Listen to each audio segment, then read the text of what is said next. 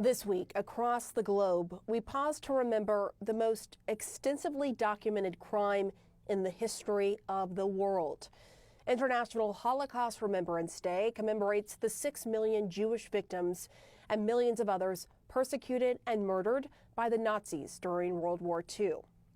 For the record, it is profoundly disrespectful to the memories of survivors and the suffering of those who were killed to equate the Holocaust to anything. But that does not stop mostly Republican lawmakers and public figures from trying to compare what is going on right now to this horrible time in human history. Last weekend, Robert F. Kennedy Jr. suggested Anne Frank, the famous teenager who hid from the Nazis in an attic in the Netherlands before being caught and sent to die in a concentration camp, was better off under Hitler than Americans who are currently subject to vaccine mandates. Even in Hitler's Germany, you could cross the Alps into Switzerland. You can hide in an attic like Anne Frank did. I visited in 1962 East Germany with my father and met people who had climbed the wall and escaped. So it was possible. Many died doing it, but it was possible. Today, the mechanisms are being put in place that will make it so none of us can run and none of us can hide. Kennedy later apologized. His own wife condemned his comments. And just 2 weeks ago, a Republican congressman from Ohio, Warren Davidson, tweeted an image of a Nazi document and wrote the following: "This has been done before.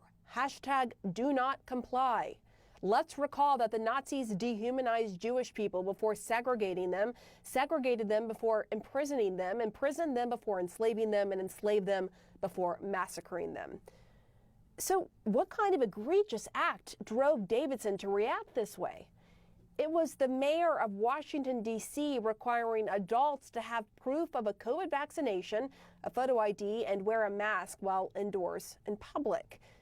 Davidson later apologized. And then there's Colorado Congresswoman Lauren Boebert. Back in July, she referred to door-to-door vaccine awareness advocates supported by the CDC as needle Nazis. And of course, don't forget Georgia Republican Congresswoman Marjorie Taylor Greene. She went to the National Holocaust Museum in Washington and apologized for using Holocaust comparisons to criticize face mask mandates on the House floor. The Holocaust there's nothing comparable to it.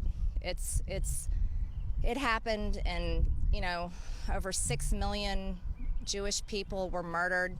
And there are words that I have said and remarks that I've made that I know are offensive, and for that I want to apologize.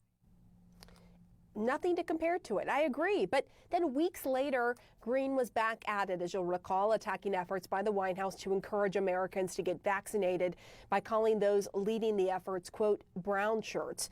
That is a reference to the paramilitary organization that helped Hitler and the Nazi Party rise to power.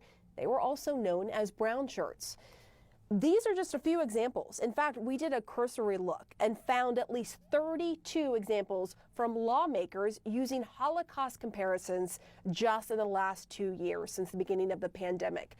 The Holocaust should not be used to make political points. The systematic targeting and genocide of Jewish people is not in the same universe whatsoever as public health measures intended to keep people safe during a pandemic. The deaths of 6 million Jews should not be a punchline or a way to rally supporters. If they want to bring up the Holocaust, maybe it should be to fight to keep books about it in school curriculums, like the book Mouse, a Pulitzer Prize-winning graphic novel about the experiences of Holocaust survivors and their children. Just this week, the McMinn County, Tennessee Board of Education voted unanimously to ban the book from an 8th grade curriculum, allegedly over concerns of language and the small drawing of a nude woman. Maybe our time is better spent reading books about the history of the Holocaust instead of making insensitive, outrageous, and ahistorical comparisons to it.